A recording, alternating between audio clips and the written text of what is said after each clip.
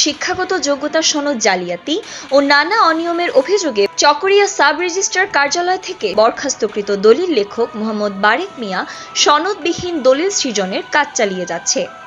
এ নিয়ে জনমনে উঠেছে নানান প্রশ্ন। নিয়মিত তাকে চকরিয়া সাব রেজিস্ট্রার কার্যালয়ে আসা যাওয়া করতে দেখা যায়।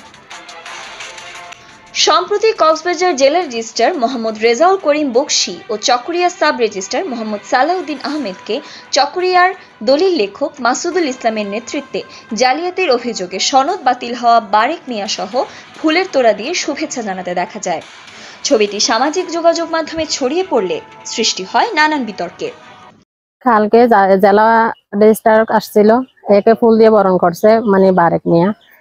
এর সনদ বাতিল হওয়ার পরও ও কিভাবে একটা সাব রেজিস্ট্রারকে মানে ফুল দিয়ে বরণ করে, এটা আমার থেকে দৃষ্টিকটু রাখছে। সুনির্দিষ্ট অভিযোগ প্রমাণিত হওয়ায় বাতিল হওয়ার সনদ ফিরে পেতেও চালাচ্ছে নানান অপতৎপরতা। এ কাজে তাকে চকরিয়ার রেজিস্ট্রি অফিসের কয়েকজন কর্মকর্তা সহযোগিতা করছেন বলে অভিযোগ রয়েছে। বরখাস্তকৃত দলিল লেখক বারেক মিয়ার জাল দলিল তৈরির প্রতারণার শিকার হয়েছেন অনেক মানুষ। উপজেলার দুলাহাজারার প্রবাসী স্ত্রী সিদরাতুল মুনতাহা নামে এক নারী জানান 17.67 শতক জমি রেজিস্ট্রির নামে তার সাথে প্রতারণা করেছেন বারেক ও তার সিনিয়র মাসুদুল ইসলামের বিরুদ্ধে ব্যবস্থা নেওয়ার দাবিও তোলেন এই নারী। কিন্তু যারা বিক্রেতা ওদেরকে হাত করে আমাদেরকে মানে জায়গা দিছে ঠিকই, কিন্তু আমরা দখল পাই নাই। মুন্সি বারেক মিয়ার দ্বারা অনেক প্রতারণার শিকার হয়েছি। এরকম বুয়া মুন্সির প্রতারণা কেউ যাতে ফাঁদে না পড়ে। প্রায় 50-60 লাখ টাকার মতো জায়গা নিছে, মানে জায়গার দাম। তো এখন হচ্ছে কি প্রায় তো ও যুগ সাজেশন করে ওর মেয়ে বিয়ে দিবে নাকি কি দিবে, ও মানে ওখান থেকে টাকা যুগ সাজেশন করে অনেক টাকা হাতিয়ে নিছে এবং হচ্ছে কি অনেক লসের শিকার হয়েছে, অনেক লসের শিকার আলাউদ্দিন। তো এবং হচ্ছে কি এগুলা মানে ওর ওয়াইফ আমার বোন আর কি, ওই হচ্ছে কি এগুলা নিয়ে এখন টেনশন আছে। তারা হচ্ছে কি এখন খুব ইয়ার মধ্যে আছে, মানসিক যন্ত্রণার মধ্যে আছে।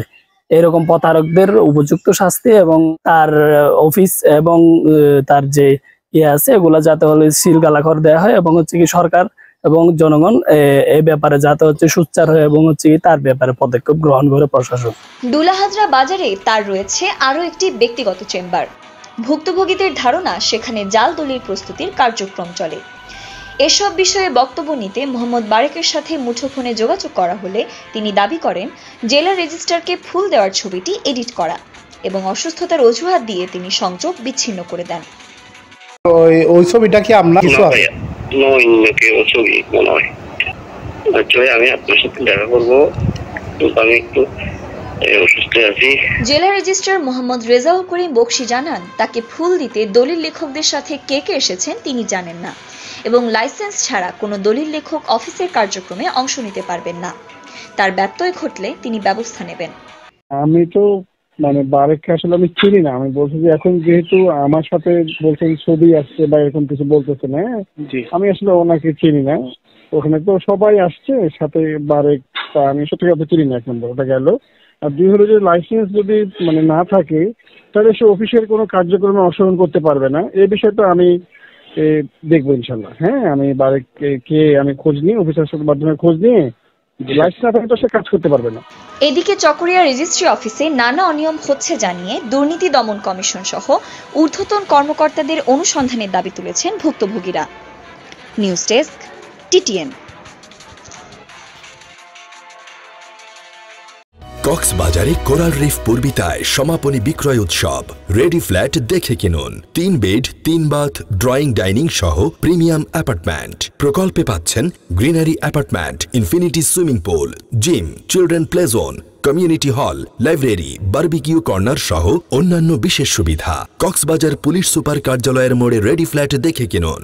বিস্তারিত জানতে ওয়েবসাইট ভিজিট করুন ও ফোন করুন। কক্সবাজারে প্রথম প্রিমিয়াম অ্যাপার্টমেন্ট প্রকল্প কোরাল রিফ পূর্বিতা।